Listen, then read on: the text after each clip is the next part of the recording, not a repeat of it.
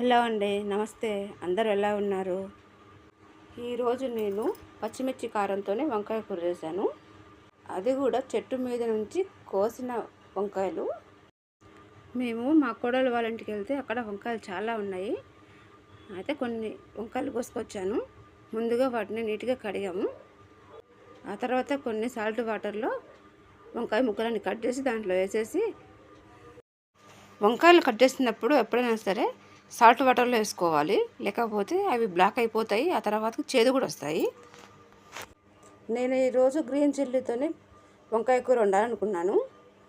Mixie జార్లో ఒక ఉల్లిగడ్డ, ఒక 5-6 పచ్చిమిర్చీలు, కొంచెం జీలకర్ర మిక్సీ జార్లో వేసుకొని మిక్సీ పట్టుకోవాలి.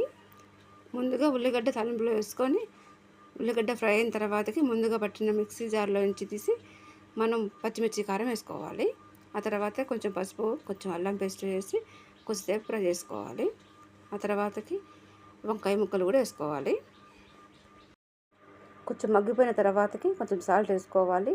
ఆ తర్వాత కొంచెం కొత్తిమీర వేసుకోవాలి, కొంచెం గరం మసాలా వేసుకోవాలి.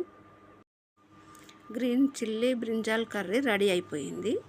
ఆ తర్వాతకి వేడివేడి అన్నంలో వంకాయ కూర కొంచెం చారు పోసుకొని తినేయచ్చు. మేమైతే వంకాయ కూరకి కొంచెం పచ్చిపులుసు చేసుకొని మరీ తింటాము. మాకు అట్లా ఇష్టం.